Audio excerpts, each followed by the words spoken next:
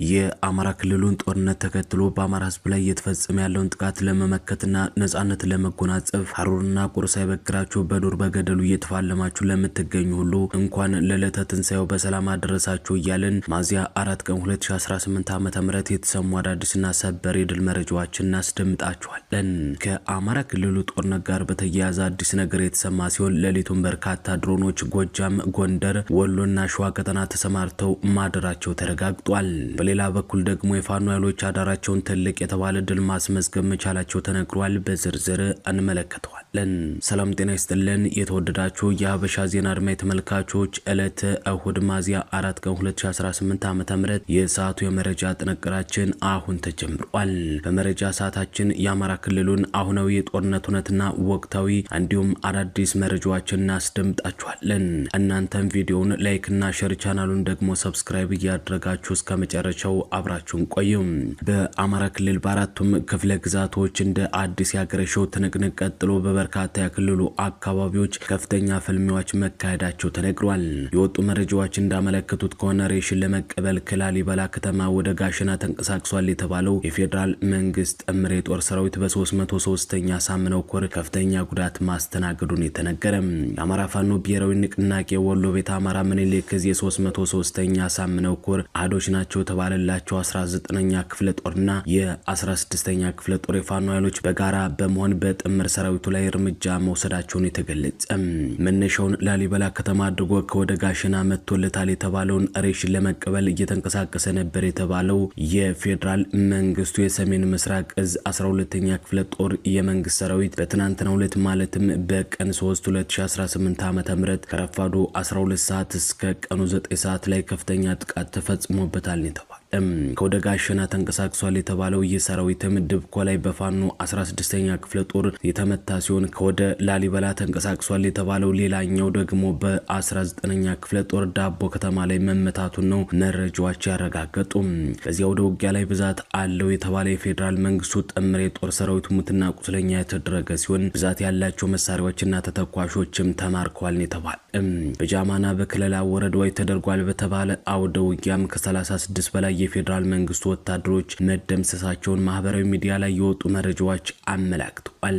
በተጋድሎ ሙትና ቁስለኛ ከተደረጉት ወታደሮች በተጨማሪ በርካታ የጦር መሳሪያዎችና ገዢ ወታደራዊ ስፍራዎችን በፋኖ ቁጥጥር ስር ገብተው ማደራቸው ተነግሯል። የፌዴራል መንግስቱ በክልሉ ሰላም ሰፍኗል፣ ጽንፈኛ ኃይሎችም እጅ እየሰጡ ነው በሚል እየተናገረ ባለበት ሁኔታ ደግሞ የአማራ ፋኖ ኃይሎች ዓላማቸውን ሳይስቱ ጀብዶ መፈጸማቸውን ቀጥለዋል። ከዚህ ጋር ተያይዞ በዛሬው ዕለት ደግሞ የፌዴራል መንግስት ኃይል በአማራ ክልል በተለያዩ የክልሉ አካባቢዎች በርካታ ድሮኖችን አስገብቶ ማደሩ ታውቋል። እንደ ምንጫችን ገለጻ ከሆነ የፌዴራል መንግስቱ ጥምር የጦር ሰራዊት በርካታ ድሮኖችን ያስገባው በጎጃም፣ በወሎ፣ በጎንደርና በሸዋ ቀጠና እንደሆነ የተነገረ ሲሆን በዛሬው ዕለትም ይከበራል የተባለውን የፋሲካ በዓልን አስመልክቶ የፋኖ ኃይሎች በየቦታው ይሰበሰባሉ የሚል እምነትም የፌዴራል መንግስቱ አምኖበታል። ከዚህ በመነሳትም የፋኖ ኃይሎች በተለያዩ የክልሉ አካባቢዎች በመሰባሰብ በዓሉን ሊያከብሩ የሚችሉ ከሆነ በድሮን እንመታለን የሚልም ስምምነት አድርገው ተዘጋጅተዋል። ይህንን ተከትሎ ደግሞ የፋኖ ኃይሎች አስፈላጊውን ጥንቃቄ እንዲያደርጉ መልእክቶች ወጥተዋል። በሌላ በኩል አፋብን የአማራ ፋኖ የህልውና ትግል የደረሰበትና በዓሉን በተመለከተ ሰበር መግለጫ አውጥቷል። የአማራ ፋኖ ብሔራዊ ንቅናቄ በወጣው መግለጫን በጽኑ በትግላችን ጠላቶቻችንና ካዲዎች የጫኑብን የጥፋት እጆች ይገረፋሉ፣ የህዝባችን ትንሣኤም ይበሰራል ብሏል። አፋብን ጨምሮም የአማራ ፋኖ ብሔራዊ ንቅናቄ አፋብን ለክርስትና እምነት ተከታዮች በሙሉ እንኳን ለትንሣኤ በዓሉ አደረሳችሁ ይላል።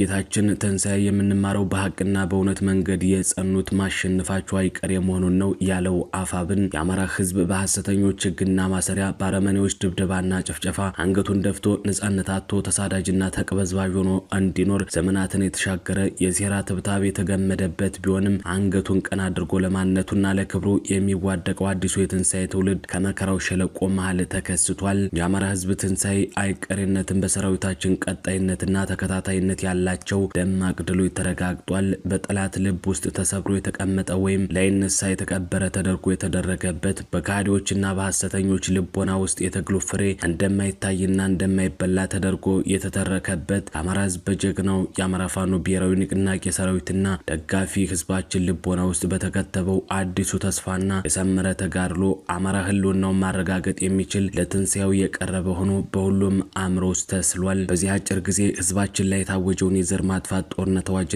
ያልተቋረጠ ሁለንተናዊ ጥቃት በጽኑ ትግል መመከት ችለናል። በትግላችን የአማራ ህዝብን የትንሳኤ መንገድን ተልመን የጀመርነው መንገድ የመከራውን ቀንበር ጨርሶ በማስወገድ ትንሳኤው የሚገኝበትን ግልጽ አስቻይ ሁኔታ ፈጥሯል። በዚህ ትልምም የአማራ ህዝብ የህልውና አደጋ ተቀልብሶ ትንሳኤው የሚበሰረው በልጆቹ ክንድ፣ በልጆቹ ድርጅት፣ በልጆቹ ልቦና፣ በልጆቹ የሰላ አእምሮ በሚፈጠረው ፖለቲካዊ ንድፍና በዚያ ላይ የተመሰረተ ትግል ስልቶችና ወታደራዊ ጥበቦች መሆኑን ያስመሰከረ ተቋም ገንብተናል።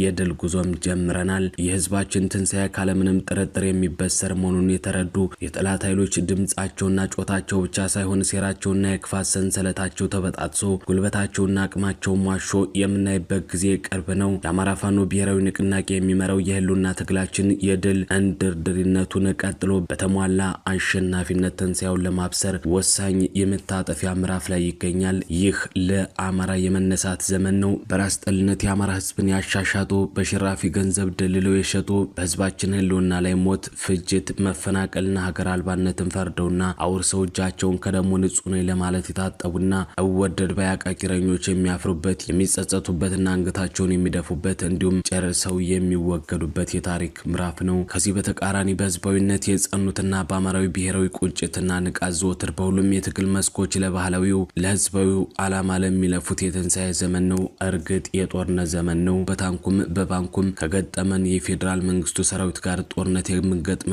ዘመን ነው። እንዲሁም ከአማራው አብራክ የወጡ ግን ደግሞ በክደት በሁሉም መስክ ህዝቡን አቆርቁዘው ለጥቃት ብሎም ለህልውና አደጋ ያጋለጡትና በታሪክ ሆኖ በሚያውቅ ደረጃ የህልውና አደጋ ውስጥ እንዲገባ ካደረጉት ጋር ፊት ለፊት የገጠምንበት ዘመን ነው። አገዛዙና ለአገዛዙ ያደሩ የኛ ሰዎች በክደት ከሚፈጽሙት ውድመት ለመውጣት የራስን ብሔራዊ አስተውሎት የራስን የትግል መንገድ ቀይሶና በራስ በቅነት እንዲነሳ ብሎም አማራነት ምሉና ስምረት ባለው ልክ ዳግም ለመትከል የምንለፋበት የጦርነት ዘመን ነው። ግን ደግሞ ጦርነቱ የትንሳኤ ምልክት ነው። ለህልውና አደጋ ያጋለጡንን ውስጣዊና ውጫዊ ችግሮችና መፍትሄዎቻቸውን ስንረዳ የህዝባችንን የቆዩ ብሔራዊ አስተውሎቶች ስንመረምርና ስናውቅ ብሔራዊ ንቃት እየተላበሰ ትውልድ መፍጠር እንደሚቻል በተግባር ተምረናል። ይህ ምዕራፍ ለመራር ተጋድሎ በጋራ እንነሳ ዘንድ ያስቻለንን ብሔራዊ ቁጭት ፈጥሯል። ይህም ጠላቶቻችንን ለይተን በየዘርፉ እንድንፋለመው በማድረግ የአሸናፊነታችን ማመሳከሪያ ሆኗል።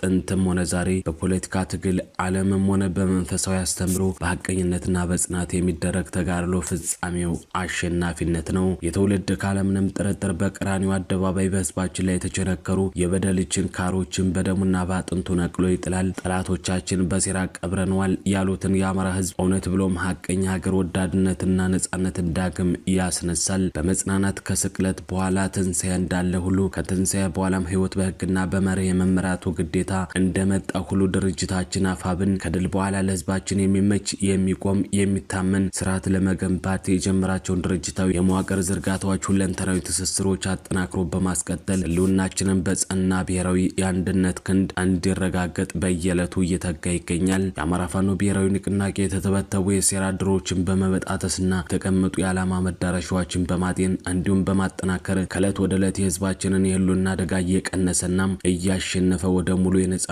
ጉዞ መስመር የገባው ሲሆን ድላችን እየተቃረበ ይገኛል። ዘመናትን በተሻገረ የሐሰት ድሪቶ በወለደው ፖለቲካዊ ትርክ የህልውና አደጋ ላይ የወደቀው ህዝባችን የትላንቱን ብሔራዊ አስተውሎት ከዘመኑ ጋር በስምረት በሚያዋድድ የትግል ስልት ጠላታችንን ድል እንነሳ ዘንድ የአማራ ፋኖ ብሔራዊ ንቅናቄ የትግል ጥሪ ያስተላልፋል። ግጭትን፣ ጭካኔን፣ አረመኔነትን፣ ህግ አልባነትን በመለማመድ ኢትዮጵያን ወደ ድንጋይ ዘመን እየመለሰ ያለውን አገዛዝ ለማስወገድ የምናደርገውን ጽኑ ተጋድሎ አጠናክረን የምንቀጥል መሆኑን እናረጋግጣለን ሲል አፋብን መግለጫ ሰጥቷል።